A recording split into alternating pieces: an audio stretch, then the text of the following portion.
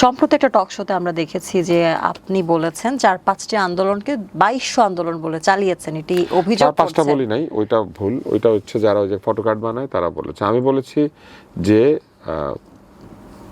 যদি 2200 আন্দোলন হয়ে থাকে তাহলে গড়ে প্রায় প্রতিদিন 4টা থেকে 5টা আন্দোলন হওয়ার কথা।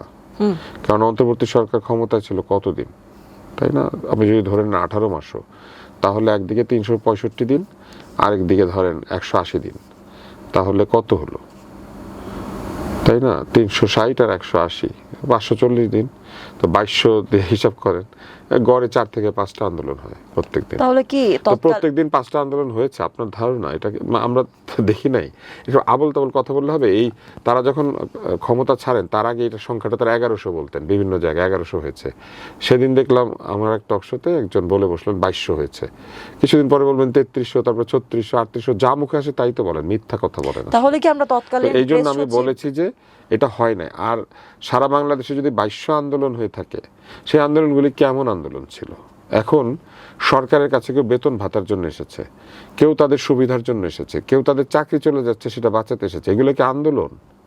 যে কোনো দাবি দেওয়া কি আন্দোলন?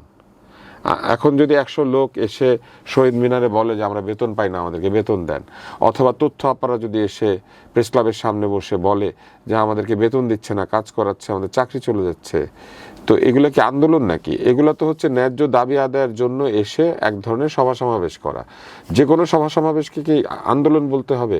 ওই যে 2200 আন্দোলন, সেগুলোর কোনোটাই কি অন্তর্বর্তী সরকারকে ফেলে দেওয়ার জন্য ছিল, নাকি তাদেরকে অস্থিতিশীল করার জন্য ছিল? তারাই দণ্ডমুণ্ডের কর্তা, তো তাদের কাছে আসবে না তো কার কাছে যাবে? আমার বেতন দেন, আমার চাকরি বাঁচিয়ে দেন, আমার উপর অত্যাচার হচ্ছে, আমাকে বাঁচান, এই দাবি দেওয়া জানাতে যদি কেউ চলে আসে, এটা বরং অন্তর্বর্তী সরকারের ব্যর্থতাকে বোঝায়। কারণ তাদের যাওয়ার কথা আদালতে, তাদের যাওয়ার কথা তাদের যার যার প্রতিষ্ঠানের লোকজনের কাছে, তারা সেখানে সুবিচার পায় নাই, এবং সেই সুবিচার অন্তর্বর্তী সরকার নিশ্চিত করতে পারে নাই। সেই কারণে তারা এসে বিভিন্ন জায়গাতে দাবি দেওয়া করেছে। পল্লী বিদ্যুৎ সমিতির কিছু লোক তারা দাবি করেছে, সেটাকে আন্দোলন নাকি?